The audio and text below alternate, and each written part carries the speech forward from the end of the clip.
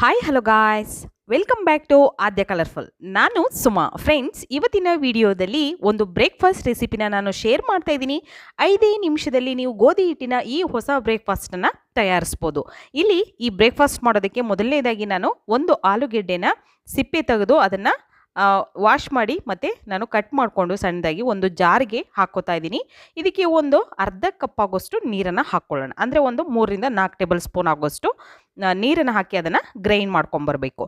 Friends, ನೀವ್ಯಾರಾದರೂ first time ನನ್ನ ಚಾನಲ್ಗೆ visit ಮಾಡಿದರೆ ಪ್ಲೀಸ್ ನನ್ನ ಚಾನಲ್ನ ಸಬ್ಸ್ಕ್ರೈಬ್ ಮಾಡ್ಕೊಳ್ಳಿ, ಹಾಗೆ ಲೈಕ್ ಮಾಡಿ ಮತ್ತು ಶೇರ್ ಮಾಡಿ. ಫ್ರೆಂಡ್ಸ್, 5 ನಿಮಿಷದಲ್ಲಿ ನೀವು ಗೋಧಿ ಹಿಟ್ಟಿನ ಹೊಸ ಬ್ರೇಕ್ಫಾಸ್ಟ್ ರೆಸಿಪಿನ ಒಂದು ತಯಾರಿಸ್ಬೋದು. ತುಂಬಾ ಸಿಂಪಲ್ಲಾಗಿ ಮಾಡುವಂಥ ಒಂದು ಬ್ರೇಕ್ಫಾಸ್ಟ್ ಇದು. ಈಗ ಒಂದು ಬೌಲಿಗೆ ನಾನು ರುಬ್ಬಿರುವಂತಹ ಆಲೂಗೆಡ್ಡೆ ಪ್ಯೂರಿನ ಹಾಕ್ಕೋತಾ ಇದ್ದೀನಿ. ಸೊ ಇವಾಗ ಇದಕ್ಕೆ ನಾವು 1 ಕಪ್ ಆಗುವಷ್ಟು ಗೋಧಿ ಹಿಟ್ಟನ್ನು ಹಾಕ್ಕೊಳ್ಳೋಣ. ನಾವು ಚಪಾತಿಗೆ ಉಪಯೋಗಿಸ್ತೀವಲ್ಲ, ಅದೇ ಗೋಧಿ ಹಿಟ್ಟನ್ನು ನಾನು ಹಾಕ್ಕೋತಾ ಇದ್ದೀನಿ. 1 ಕಪ್ ಆಗುವಷ್ಟು. ಇದಕ್ಕೆ ಒಂದು 1/4 ಸ್ಪೂನ್ ಆಗುವಷ್ಟು ಶುಂಠಿ ಬೆಳ್ಳುಳ್ಳಿ ಪೇಸ್ಟನ್ನು ಹಾಕ್ಕೋತಾ ಇದ್ದೀನಿ, ಮನೆಯಲ್ಲೇ ಮಾಡಿರೋ ಅಂಥದ್ದು. ನಂತರ ಇದಕ್ಕೆ ರುಚಿಗೆ ತಕ್ಕಷ್ಟು ಉಪ್ಪನ್ನು ಸೇರಿಸ್ಕೊಳ್ಳೋಣ. ನಾವು ತುಂಬ ಈಸಿಯಾಗಿ ಮತ್ತು ತುಂಬ ಸಿಂಪಲಾಗಿ, ನಿಮಗೆ ಜಾಸ್ತಿ ಟೈಮ್ ಇಲ್ಲ, ಏನಾದರೂ ಒಂದು ಬ್ರೇಕ್ಫಾಸ್ಟ್ ಮಾಡಬೇಕು ಅಂದಾಗ ಖಂಡಿತ ಈ ಬ್ರೇಕ್ಫಾಸ್ಟನ್ನು ನೀವು ತಯಾರಿಸ್ಬೋದು ಫ್ರೆಂಡ್ಸ್. ಓಕೆ, ಈಗ ಇದಕ್ಕೆ ನಾನು ರೆಡ್ ಚಿಲ್ಲಿ ಪೌಡರ್ನು ಕೂಡ ಹಾಕ್ಕೊಂಡಿದ್ದೀನಿ. ಅಚ್ಚ ಖಾರದ ಪುಡಿನ ಒಂದು 3/4 ಸ್ಪೂನ್ ಆಗುವಷ್ಟು ಹಾಕ್ತಾಯಿದ್ದೀನಿ. ಹಾಗೆ ಕೊತ್ತಂಬರಿ ಸೊಪ್ಪು ಸಣ್ಣದಾಗಿ ಕಟ್ ಮಾಡಿರೋದನ್ನು ಕೂಡ ಹಾಕ್ಕೊಳ್ಳೋಣ. ಇಷ್ಟನ್ನು ಹಾಕಿ ನಾವು ಈಗ ಮಿಕ್ಸ್ ಮಾಡ್ಕೊಳ್ಳೋಣ. ನೀವು ಇದಕ್ಕೆ ಬೇಕಿದ್ರೆ ಒಂದು ಅರ್ಧ ಸ್ಪೂನ್ ಆಗೋಷ್ಟು ತುಪ್ಪ ಕೂಡ ಹಾಕಿ ಮಿಕ್ಸ್ ಮಾಡ್ಕೋಬೋದು. ಈಗ ನಾನು ಮಿಕ್ಸ್ ಮಾಡ್ತಾ ಇದ್ದೀನಿ ನೀಟಾಗಿ. ಸೊ ನಾವು ಚಪಾತಿ ಹಿಟ್ಟಿಗೆ, ನಾವು ಚಪಾತಿ ಮಾಡೋದಕ್ಕೆ ಹೇಗೆ ಹಿಟ್ಟನ್ನು ಕಲಿಸ್ತೀವೋ ಅದೇ ಥರ ಹಿಟ್ಟನ್ನು ಕಲಿಸ್ಕೋಬೇಕು ಫ್ರೆಂಡ್ಸ್. ಈಗ ಇದಕ್ಕೆ ಸ್ವಲ್ಪನೇ ನೀರನ್ನು ಹಾಕಿ ನಾನು ಹಿಟ್ಟನ್ನು ಕಲಿಸ್ಕೋತಾ ಇದ್ದೀನಿ. ಚೆನ್ನಾಗಿ ಇದನ್ನು ಒಂದು 2-3 ನಿಮಿಷದಲ್ಲಿ ನಾವು ಹಿಟ್ಟನ್ನು ಕಲಿಸಬಹುದು. ಜಾಸ್ತಿ ಟೈಮ್ ತಗೊಳ್ಳೋದಿಲ್ಲ.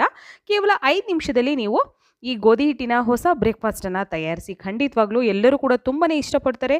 ಇದಕ್ಕೆ ನೀವು ಚಟ್ನಿ, ಪಲ್ಯ ಅಥವಾ ಬೇರೆ ಸೈಡ್ ಡಿಶ್ ಬೇಕು ಅಂತಲೇ ಇಲ್ಲ, ಇದನ್ನು ಹಾಗೆ ಕೂಡ ತಿನ್ಬೋದು. ಅಷ್ಟು ಟೇಸ್ಟಿಯಾಗಿರುತ್ತೆ ಈ ಒಂದು ರೆಸಿಪಿ.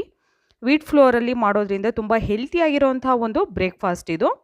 ಸೊ ಇವಾಗ ಹಿಟ್ಟನ್ನು ಕಲಸಿದ್ದಾಗಿದೆ, ನೋಡ್ತಾ ಇದ್ದೀರಲ್ಲ, ಈಗ ಕರೆಕ್ಟಾಗಿದೆ. ಸೊ ಈಗ ನಾವು ಇದನ್ನು ಲಟ್ಟಿಸ್ಕೊಳ್ಳೋಣ. ಚಪಾತಿ ಥರ ಹಿಟ್ಟನ್ನು ಸ್ವಲ್ಪ ತೊಗೊಂಡಿದ್ದೀನಿ ನಾನು.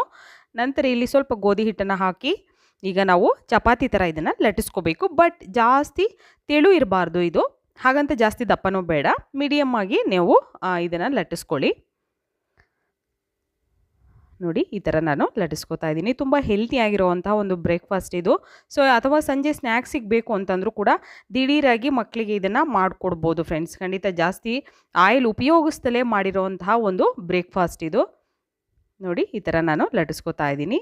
ಜಾಸ್ತಿ ತೆಳ್ಳಗೇನು ಲಟ್ಟಿಸಿಲ್ಲ, ಮೀಡಿಯಮ್ ಆಗಿದೆ. ಇವಾಗ ನೋಡಿ, ಜಾಸ್ತಿ ತೆಳ್ಳಗಿಲ್ಲ. ಈಗ ನಾನು ಒಂದು ಪ್ಯಾನ್ ಇಟ್ಟಿದ್ದೀನಿ. ಸೊ ಪ್ಯಾನ್ ಸ್ವಲ್ಪ ಬಿಸಿ ಆಗಲಿ. ಬಿಸಿಯಾದ ನಂತರ ಇವಾಗ ನಾವು ಈ ಚಪಾತಿನ ಬೇಯಿಸ್ಕೊಳ್ಳೋಣ. ಓಕೆ, ಸೊ ಇದಕ್ಕೆ ನಾನು ಆಯಿಲ್ ಫಸ್ಟ್ ಏನೂ ಹಾಕ್ತಾ ಇಲ್ಲ. 5 ನಿಮಿಷದಲ್ಲಿ ಗೋಧಿ ಹಿಟ್ಟಿನ ಹೊಸ ಬ್ರೇಕ್ಫಾಸ್ಟನ್ನು ಖಂಡಿತವಾಗ್ಲೂ ತಯಾರಿಸಿ ಫ್ರೆಂಡ್ಸ್. ತುಂಬಾ ಈಸಿಯಾಗಿ ಮತ್ತು ಸಿಂಪಲ್ಲಾಗಿ ಮಾಡುವಂಥ ಒಂದು ಹೆಲ್ತಿಯಾಗಿರೋಂಥ ವೀಟ್ ಫ್ಲೋರ್ ಬ್ರೇಕ್ಫಾಸ್ಟ್ ರೆಸಿಪಿ ಇದು. ಸೊ ಈಗ 2 ಸೈಡು ಕೂಡ ನಾವು ಫಸ್ಟು ಬೇಯಿಸ್ಕೊಳ್ಳೋಣ. ಇದನ್ನು 2 ಸೈಡು ನಾವು ಬೇಯಿಸ್ಕೊಂಡ ನಂತರ ಈಗ ಇದಕ್ಕೆ ತುಪ್ಪ ಅಥವಾ ಬೆಣ್ಣೆ ಅಥವಾ ಆಯಿಲ್ ಯಾವ್ದು ಬೇಕಿದ್ರೂ ಹಾಕ್ಬೋದು ನೀವು. ಸೊ ನಾನಿಲ್ಲಿ ಆಯಿಲ್ನೇ ಉಪಯೋಗಿಸ್ತಾ ಇದ್ದೀನಿ. ನೋಡಿ, ಸ್ವಲ್ಪ ಅಡುಗೆ ಎಣ್ಣೆನೇ 1 ಸ್ಪೂನ್ ಆಗುವಷ್ಟು ಹಾಕಿ ನೋಡಿ ಈ ಥರ ನಾವು ಬೇಯಿಸ್ಕೋಬೇಕು ಫಸ್ಟು. ಮತ್ತು ಟರ್ನ್ ಮಾಡಿ 2 ಸೈಡ್ ಕೂಡ ನಾವು ಬೇಯಿಸ್ಕೊಳ್ಳೋಣ ಇದನ್ನು. ಇದಕ್ಕೂ ಈ ಕಡೆಯೂ ಕೂಡ ಈಗ ಸ್ವಲ್ಪ ಎಣ್ಣೆನ ಹಾಕ್ಕೋತಾ ಇದ್ದೀನಿ ನಾನಿಲ್ಲಿ.